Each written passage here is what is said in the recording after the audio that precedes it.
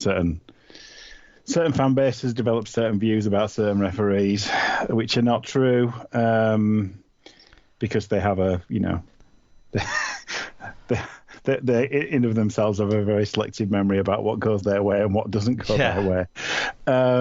So yeah, it's hard to.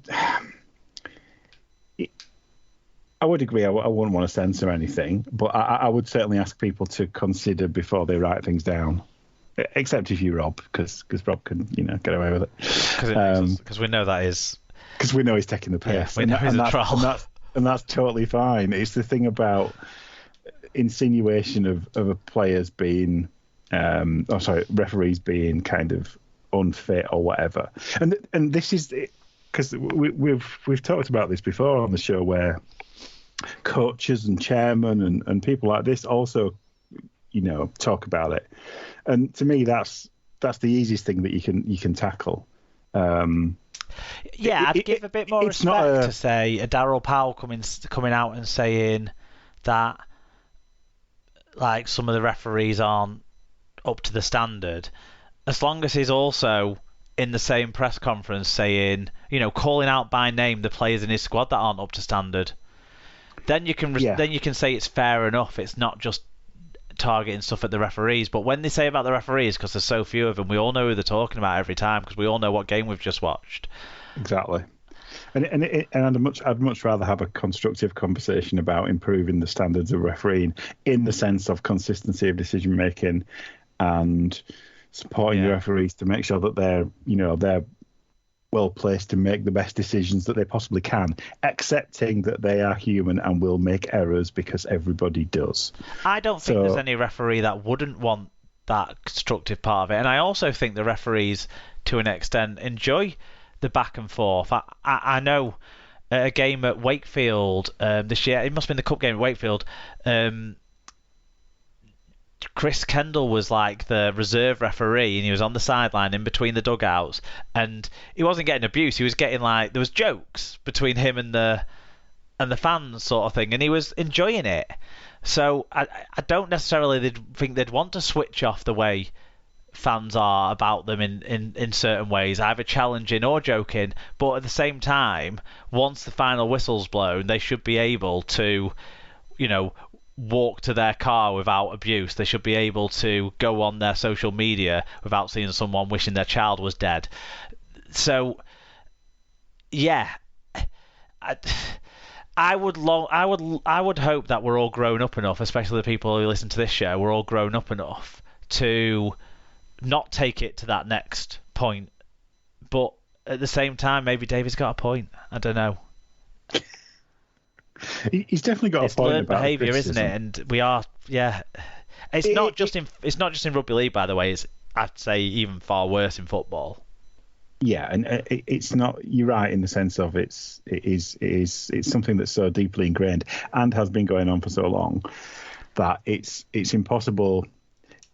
With the greatest respect to like respect campaigns or whatever, you're fighting a cultural battle that's been in place for decades, and it's very unlikely to lead to a sea change in opinions. No, because you're talking about something that is deeply ingrained in some people, because they see their mum and dad effing and jeffing at the referee, and it's learned behaviour, and that's the unfortunate thing about it.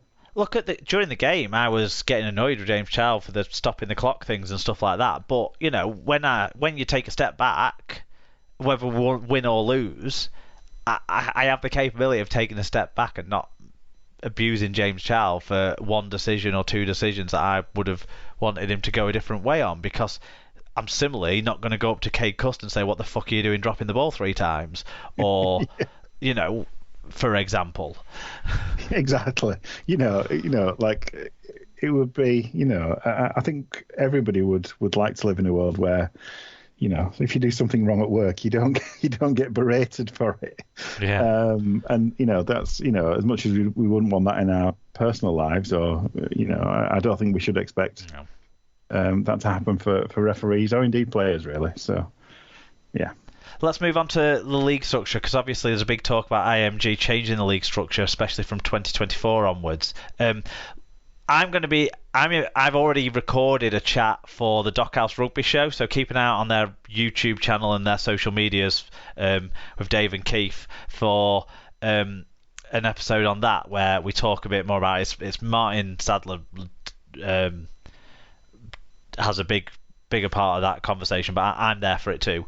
But we wanted to touch on some stuff because we had some fan views in, and even more like talk after the 1895 final from Featherstone and Lee, from the coaches there, about moving to a 14-team Super League. So both of them get to go up. Neither of them have joined this arms race and not going to get blown up. And yet Toulouse get to stay in Super League, where people kind of feel like they need a fairer crack of the whip. So do you want to take us through David's email first and see if we can come to any sort of conclusion on that? Yeah, so David says, so Super League changing the league structure again. As I've said before, and you agreed on the full support of the board panel, the structure is not going to bring in... That's another podcast that I was on. Try and find that, because I can't actually find that to listen to. I don't know where the feed is, but yeah, carry on. The structure is not going to bring in new fans. We gave plenty of ideas on that, including fan engagement, etc. However, if you're going to change the league structure, can I suggest the following? So, Super League 1 of 10 teams, Super League 2 of 8 teams, Championship 1 of 10 teams, and Championship 2 of 8 teams. Super League 1 teams play each other twice, and all the Super League 2 teams once, which makes 26 rounds, and vice versa for Super League 2. Super League 2 plays 2 extra games where the top 4 in Super League 2 play each other, i.e. 1 versus 3, 1 versus 4. Magic Round opponents are drawn out of a hat and is an additional game. At the end of this, the top 8 play like the NRL system, and teams 9 and 10 in Super League play teams 1 and 2 in Super League 2 twice. 9 versus 1, 9 versus 2, 1 versus 9, 2 versus 9, with the top 2 teams at the end being in Super League 1 next season. There's no relegation from Super League 2. Championship season mirrors this. If a championship team wants to join Super League, they must meet a set of criteria and apply. This application period only happens every 3 years and is independently assessed. All teams in Super League must be full-time professional and have adequate facilities amongst the criteria that could also include new revenue streams, fan numbers, and value to the broadcast partners. The lowest clubs over the last 3 years in Super League 2 are also assessed against the same and may be relegated to Championship. Financially, the way this would work with the club grants is that all the TV revenues is split into 14 shares, with the 10 SL1 clubs receiving a full share and 8 SL2 teams receiving half shares. Championships do not get any SL money. However, they will share in any TV money from Championship TV deals. It's not going to happen, is it? No, because we don't have 18 teams capable of being full-time. Yeah. That's the first problem. Yeah, I do like the way that you're not going to be playing teams loads and loads of times, and that is kind of built in an element of licensing alongside an element of the Super 8s alongside of an element of what we have now. It's kind of trying to find a best of all worlds approach. It's a little bit convoluted. Yes. And I think we could all sit here and draw out, because to be honest, I've tried to do the same, thinking about making because I'm not a fan of the cup, the Challenge Cup competition in the sense of Super League clubs coming in as late as they do. I'd much rather they came in earlier. I think that's a more natural way of getting games against lower level teams than having a league structure where you're putting a team that's on half money playing 10 games or whatever it'll be, 8 games against teams that are on twice as much money, and so that doesn't feel right to me. And you're going to get like some of the mismatches you've got, like Featherstone and Lee versus some of the Championship teams. Yeah, which also doesn't feel right, which is I think why we're having the 14 team conversation anyway again. But yeah, it is an interesting idea. I think all ideas are worth considering, and it's better than just going to bog standard two leagues of 10, in my view. I obviously, you can have a million different structures. One thing that I would suggest is I do think 14's too many in the Championship. Yeah, I agree. My inclination would be to go to two leagues of 13. And the reason for that is you can brand around it. Nice 13. 13's a unique thing of the sport that we don't make enough of. And most importantly, you can build in bye weeks, which is all around player welfare. I think there's something in that in terms of you can build a story about, we're trying to look after players' welfare. They'll be playing less games anyway, overall, because you won't be looping fixtures. You'll just play the other 12 teams. So you'll have 24 games. You'll have 24 games, but what you'll have is you will play more cup games. More cup games, yeah. Either Challenge Cup, or if you get knocked out of the Challenge Cup, then the 1895 Cup, because that needs to be better too. And that will apply. And I think you can look at improving. So you make the access. 1895 rather than a lower division cup. It's everyone who's not in the Challenge Cup at the semi-final stage will be in the 1895 Cup. I'd be inclined to stick the 1895 is for outside of Super League. Right. But I would make it a thing where it's more of an option for League One teams to play more fixtures because they don't have enough fixtures. Yeah. So I might say like qualifying rounds for 1895 Cup is just League One, and there's a couple of rounds of that, and then you go into bring in Championship clubs, and so that you kind of balance in the fixtures. So you've got more fixtures for League One, you've got less repeat fixtures for Super League, and you've got a more balanced Championship. So you've got two 13s, then a 10 or however many clubs exist, League One. Two 30. Well, whether it's 11 or whatever it is, yes, yeah.